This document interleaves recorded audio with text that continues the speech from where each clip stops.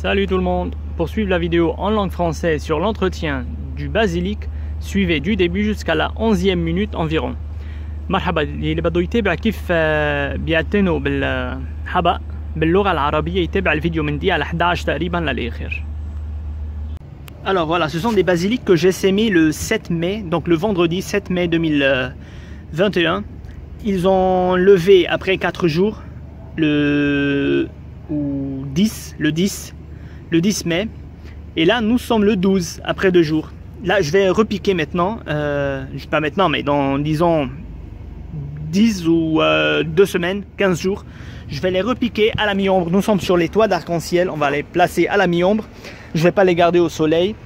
Et là, je fais ça chaque année. Je repique chaque année. Je fais des semis chaque année, tout simplement parce qu'ils vont geler au Liban. Pas partout au Liban, mais sur les toits d'arc-en-ciel, on est au 6e étage. Et l'hiver, il y a trop de vent et il fait vraiment très froid. Tout simplement parce que, bon, on est ouvert de partout. Je vais vous montrer un tout petit peu. On a la montagne en face qui va nous donner du vent très froid parce qu'il y a de la neige en haut en hiver. Et vous voyez un peu, tout autour c'est ouvert. Mais écoutez, si on descend, il y a une station en bas là. Tout en bas, il y a une station.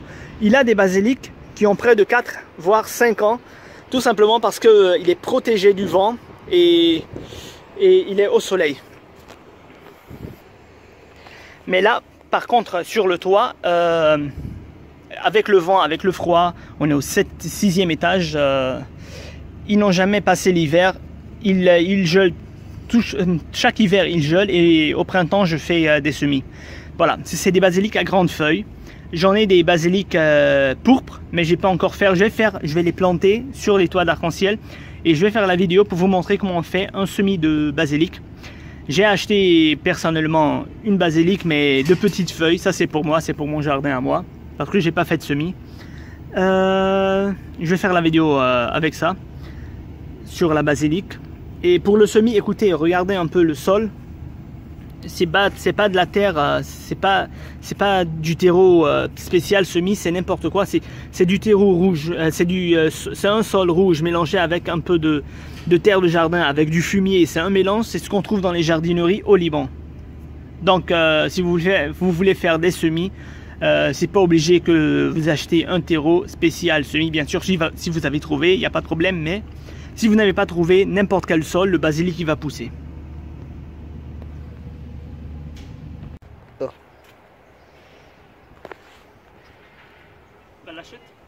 Ok, salut, bon, nous sommes le 3 juin 2021, nous sommes sur les toits d'arc-en-ciel et là je vais procéder maintenant au bouturage du basilic. Bon là, arrête la vidéo. Bon là on a des petites, on va pas les sélectionner, on va les garder. On va juste retirer les plus grandes. On va prendre, disons celle-là. Là voilà, on va prendre celle-là et là je vais la planter ici à la mi-ombre. On va la mettre ici, on va travailler un tout petit peu la terre d'abord, de cette manière, voilà. Ok, on va faire un trou, un bon trou, et on va mettre le petit plant, et on va tasser. Voilà, c'est tout. Bon là, je vais continuer la vidéo, maintenant on va arroser, et on va continuer la vidéo pour voir le développement. Bon. La caméra est trop proche, déjà je suis en pyjama, je ne vais pas me filmer en pyjama. On est en juin, mais je sais je suis en retard, mais j'avais oublié où j'ai placé mes graines de basilic pourpre. Je les ai retrouvées après 3 semaines, ça fait 3 semaines que je les cherche. Bon là, les voilà. Hein. Bon écoutez, je vais faire la moitié en français et la moitié en arabe. On va prendre un terreau universel, c'est du terreau où j'avais déjà semé. C'est pas du nouveau terreau, c'est de l'ancien, mais on s'en fout tout simplement parce que les graines n'ont pas besoin de nouveau terreau. Bon, je vais faire ça. Bien sûr, moi je ne vais pas garder toutes ces graines, je vais utiliser, on va éparpiller les graines de cette manière, comme ça, pour les éparpiller, voilà c'est tout. Moi je vais garder une ou deux, pas plus, et le reste je vais les mettre sur le toit d'arc-en-ciel. Et là, je vais prendre le terreau et je vais mettre environ 2 mm ou 3 mm, pas plus. Bon, c'est pour juste vous montrer, après je vais mettre le tout et faire. Ce sont des petites graines, donc il ne faut pas vraiment très les enfoncer. 2 mm de terre, c'est suffisant. On va passer, quand il y aura la levée, je vais vous montrer. Et voilà. Les basiliques pourpres ont poussé, bon là ça fait près de 4-5 jours, hein, c'est pas maintenant. Ils sont pas totalement pourpres, tout simplement parce que comme chaque année j'ai des surprises. Il y a des pourpres, ça se voit, ils sont un peu pourpres et un peu verts. Il y en a celle-là qui est pourpre, tout simplement parce que ce sont des graines de récupération, donc ils ont été hybridés, c'est tout, hybridés naturellement par les abeilles. J'ai toujours cette surprise, hein, comme chaque année. Ben là, c'est une troisième variété que j'ai. Bon là, ça fait un mois, hein, il était plus petit que ça. Ça fait un mois que je l'ai acheté. Il doit aller au sud Liban. Voilà. Et voilà. Le pourpre. Ben, il a poussé tout seul, hein. C'est une graine de ce que j'ai de l'an passé. C'est une plante mellifère, donc qui attire les abeilles. Ok, là maintenant on va parler du basilic. En fait, j'ai noté juste les étapes pour ne pas oublier d'en parler d'une étape. On va commencer par l'origine. C'est une plante originaire d'Asie du Sud, donc on va parler des Indes et des alentours. Donc c'est une plante qui aime la chaleur. Pour la rusticité, nous sommes sur les toits d'arc-en-ciel. On est le 9 juillet 2021. Pour la rusticité sur les toits d'arc-en-ciel, bon, ils vont geler parce qu'on a un vent très froid qui va venir par la montagne. Donc là sur les toits, on les plante en tant qu'annuel. À 10 degrés déjà, c'est terminé, la plante va geler, elle va mourir. Si vous voulez la garder en vivace, alors protégez-la du froid, mettez-la dans à une température, disons, entre 15 degrés et 17 degrés et protégez du vent. Pour l'exposition, bon là, elles sont à la mi-ombre, mais de préférence à la lumière sans soleil. Parce que là, on a le soleil. On est sur les toits d'arc-en-ciel, on a le soleil. Et là, on a la mi-ombre. Elle est protégée par le mur. Mais de préférence, à la lumière, sans soleil, même pas à la mi-ombre. Pour avoir de belles fleurs, parce que la chaleur va lui faire pousser en fleurs. Ça, c'est la chaleur. C'est dû à la chaleur de Beyrouth. Bon. Pour l'arrosage, attention. En hiver, si elle est plantée en tant que vivace, on va juste attendre que le sol commence à sécher à la moitié avant d'arroser à nouveau. Mais si elle est plantée en tant qu'annuelle, on ne va pas l'arroser, c'est normal, la plante sera morte. Mais en été, attention, si vous êtes sur le sud de si vous habitez au sud de la Méditerranée, comme ici à Beyrouth, l'arrosage, ça sera chaque jour. Hier, j'ai pas arrosé. Regardez déjà, j'ai arrosé avant-hier. Hier, j'ai pas eu le temps d'arroser. Je vais faire ça maintenant. Donc pour l'arrosage, c'est chaque jour au sud de la Méditerranée. Peut-être en Europe, ça sera différent, un jour sur deux peut-être. Ça dépend de la chaleur. Bon, pour la terre, le sol, elle va aimer n'importe quel sol, elle va s'adapter à n'importe quel sol, il n'y a pas de problème. Mais si vous voulez la garder en pot, si vous avez trouvé un terreau spécial plante aromatique, ça sera idéal. Mais si vous n'avez pas trouvé, alors n'importe quel sol, elle va s'acclimater très bien. Pour le rempotage, on ne va pas la rempoter, c'est une annuelle. Mais si elle est plantée en tant que vivace, alors une fois chaque un an et demi, on va la rempoter dans un pot un peu plus grand.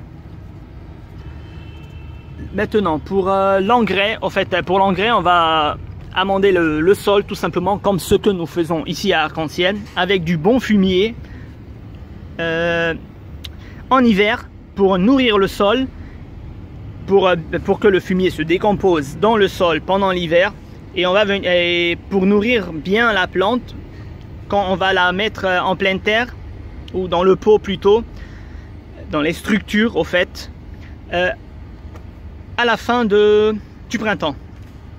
Bon. Pour la floraison, bon voilà, début du printemps et en été. Ça dépend des régions. Ou début du printemps, ou alors à la fin du printemps ou en été. Ça dépend des régions, ça dépend de la chaleur. Pour la multiplication, bien sûr, comme vous avez vu, c'est par semis au printemps. Vous avez vu déjà la vidéo, j'ai mis une vidéo avant. Bon, pour les maladies, au fait, on va trouver des pucerons. Les pucerons, c'est simple, c'est très facile. On va prendre de l'eau et du savon noir. On va pulvériser une très bonne fois ou n'importe quel savon. Une bonne fois et c'est terminé. En 10 minutes, les pucerons seront tous morts. On a aussi les cochenilles farineuses avant que il y ait... Bon là, j'ai pas de cochenilles farineuses heureusement. Mais si vous détectez des cochenilles farineuses, il faut vite les retirer, les écraser avant que elles ravagent tout le jardin parce qu'ils sont rapides à se multiplier. Voilà.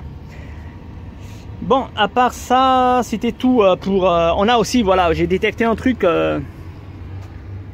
vermineuse. La vermineuse, c'est simple. C'est une verre qui va faire des galeries. On va venir l'écraser. On va l'écraser tout simplement. Elle est très petite. Il faut vraiment approcher pour voir. Bon, là, on va pas la voir sur la caméra. Elle est là. Tout ce qu'il faut faire, il faut juste écraser le verre pour la tuer. C'est terminé.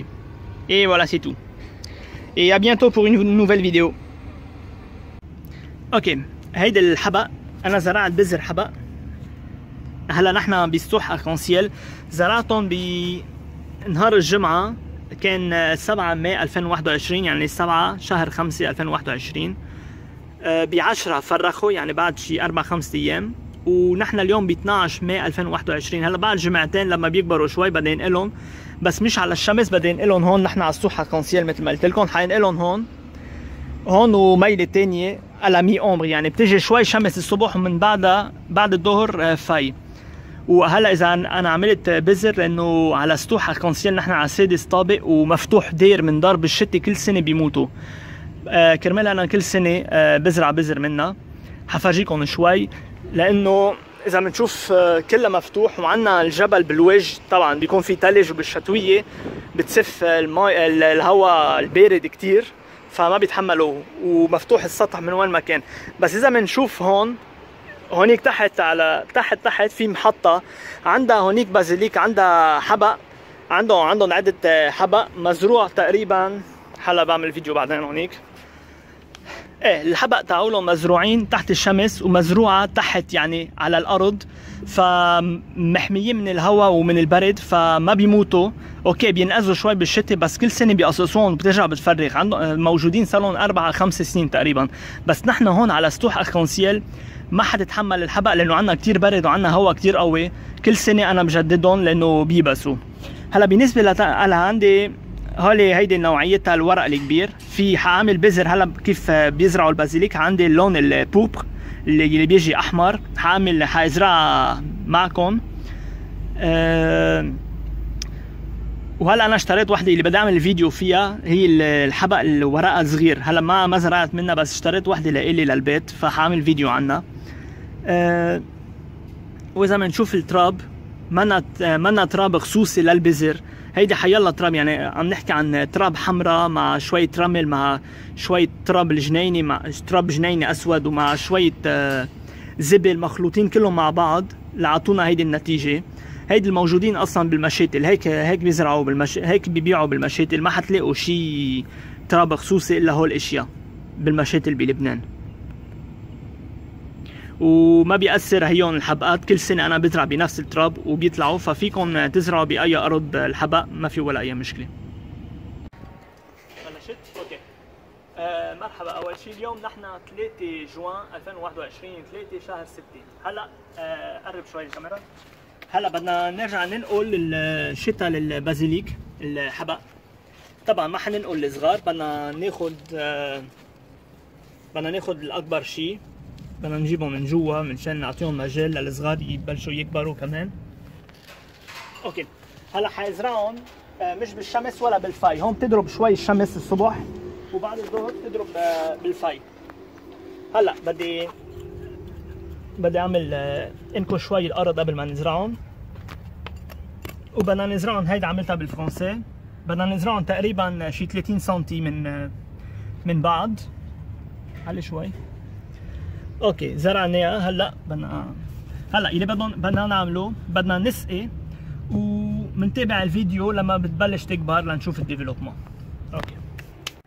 اوكي هلا كان نحن بشهر 6 لازم كان اعمل البذر تاعولهم من 3 جماع 4 جماع بس هم 3 جماع عم فتش على البذرات وضيعتهم من يومين 3 للقيتهم. ناسي وين كان حاططهم. هلا عم صور هيك بس لفرجيكم اصلا لابس بيجاما لانه اليوم احد. ف بل ما تشوفوني بالبيجاما شكله بيخوف. اوكي هلا عملت فيديو بالفرنسي كرمال هيك بدي اعمل الاثنين.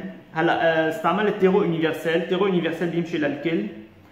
هيدا التيرو قديم ما منه جديد لانه كان زارع ديجا بذر، من اصلا كان زارع بذر ونقلتهم. البذور ما بدهم تيرو جديد، بدهم تيرو قديم ما بيأثر عليهم.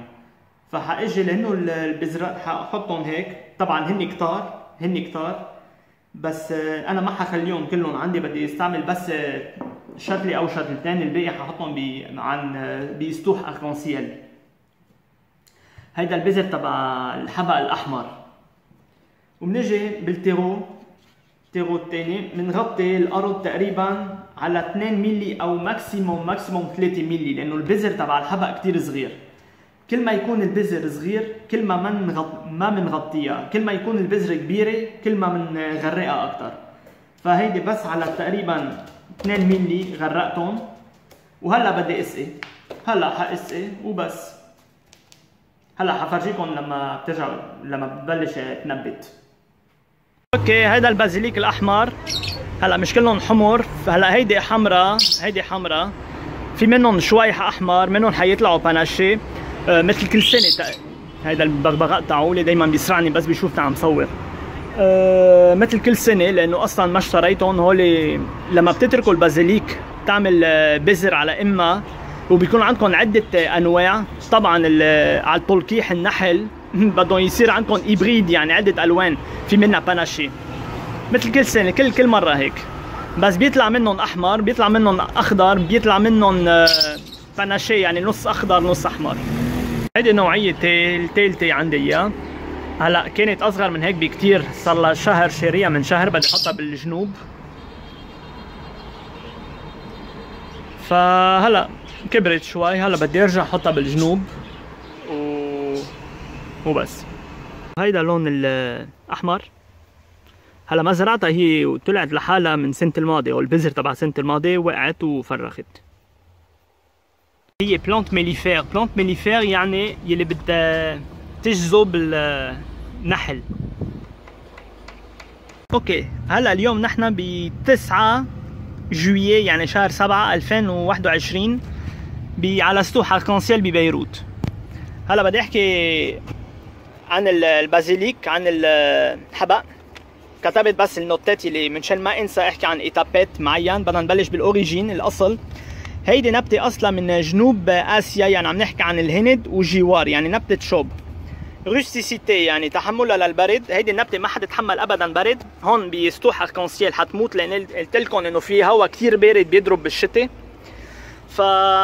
على 10 درجات النبته حتموت. اذا بدكم اياها ما تموت وتضلها تفرغ سنه الجاي، ساعتها بدكم تحموها من الشوب، من الشوب، تحموها من البرد بالشتويه، يعني بين حراره بين 15 ل 17 درجه، ساعتها بتعيش.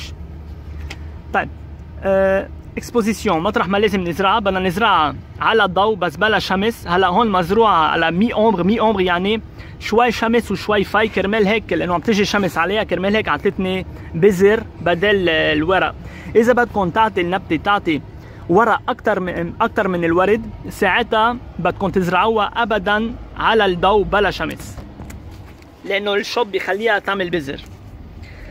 اوكي اروزاج، السقايه. هلا اذا كانت بدكم تزرعوها موسميه بالشتاء ما حنسقيها طبيعي، بس اذا كانت ببو حميتوها وفوتوها لجوا بالشتاء بدكم تنتبهوا من الارض انها تضلها انه تنشف على القليل عن النص قبل ما تجي تسقوها عن جديد. بس بالصيفيه هون ببيروت وبالجنوب البحر الابيض المتوسط انتبهوا كثير منيح. هيدي ما سقيتهم امبارح، ما لحقت امبيسيون ان بدكم تسقوا كل يوم لانه الشوب، لانه بلبنان في كثير شوب خصوصي ببيروت وبالساحل. فالسقايه بالصيفيه كل يوم. هيدي ما سقيتها امبارح، اليوم بدي اسقيها. سقيتها اوقات امبارح، شفتوا؟ فالسقايه كل يوم. هلا التراب، بالنسبه للتراب فيكم تزرعوها بحيالله تراب. النبته منا نيئه، منا متطلبه على التراب، فيكم تزرعوها باي تراب. بس اذا لقيتوا بالسوق تيرو سبيسيال بلانت اروماتيك يعني تيرو خصوصي للبلانت اللي بناكلها كرمال الريحه تاعولها والنكهه تاعولها. اتركوا كل شيء وخدوا هيدا التيرو، اذا ما لقيتوا ما في مشكله حطوها باي تراب النبته حتعيش. رامبوتاج لما بدنا ننقلها ببو اكبر، طبعا بالشتاء اذا كانت مزروعه انيوال يعني موسميه ما حنزرعها ما حننقلها لانه النبته حتموت. بس اذا حميناها من البرد وبدنا نرجع ننقلها كل سنه ونص تقريبا بدنا ننقلها لبو اكبر، لانه الشروج بيكونوا اخذوا البو القديم ويعني اخذوا كل المجال، فبدها لتكبر النبته بدنا نحطها ببو اكبر. هلا انغري، الانغري شو اسمه هذا، كيف نغذيها للنبته؟ مشي بدنا نحط بس بالشتويه زبل نوعيه منيحه بالارض، نخلي الزبل يتفتفت بالشتاء لنجي نزرع النبات تاعولنا الحبق تاعولنا بالربيع لتغذينا النبته تاعولتنا. فزبل وبس. فلوريزون الورده حسب المنطقه، اذا كان في شوب كتير ولا مش كتير، او بتبلش بالربيع اول الربيع او بالنص الربيع او بالصيفيه. قطشت الصوره لانه حمل التليفون كتير، هيدا الدليل قد ايه في شوب على السطح ببيروت هون. هلا حكفي تركت التليفون لبرد شوي. الملتيبليكاسيون كيف بنكتر منها؟ طبعا بذر بالربيع، هيدا عملت فيديو عنها وفرجيتكم عليها. الامراض والحشرات هلا بتجي عليها من كمان، المن ولا اهيا من هيك، بنجيب مي وصابون حيلا نوع صابون، بنخلط وبنرش كتير منيح مره واحده 10 دقائق المن بيكون كله مات. وعندنا المن القطني اول ما نبلش، هلا هون ما عندي، الاول ما نبلش نلاقي من قطني عليها بدنا نجي نشيلها ونمعسهم ونحط شوي سبيرتو اذا عندكم محل ما كانت المن. ما بدنا نترك المن القطني تعمل اتاك لانه ساعتها ما عادش فينا نتخلص منهم بسهوله. وعنا بس وعنا شيء تاني كمان، الفيرمينوز اسمها، بيسموها خياط بعتقد بالعربي، بتصير تفوت على الورق، هي دود كتير صغير ما بيبين، هلا على الكاميرا ما حتبين اصلا الفوكس مش ظابطه. هي كانت هون، هلا شفتوا شوي بني لانه معستها. كل شيء بدكم تعملوه او تقصوا الورقه وتكبوها، طبعا ما بتكبوها بالجنينه بدها تروشع، بتكبوها بتحرقوها، ما بعرف شو بتعملوا فيها، استفلوا انتو بس. او اذا بدكم تتركوها للورقه بس تجوا تفتشوا لانه الدوده كتير صغيره كانت هون. على انا معسها عملت فيديو بالفرنسي، تجوا بس تلاقوها للدوده تجوا بتمعسوها بايدكم وخلص. طيب هذا كان كل شيء عن الحبق، ونتلاقى بفيديو جديد.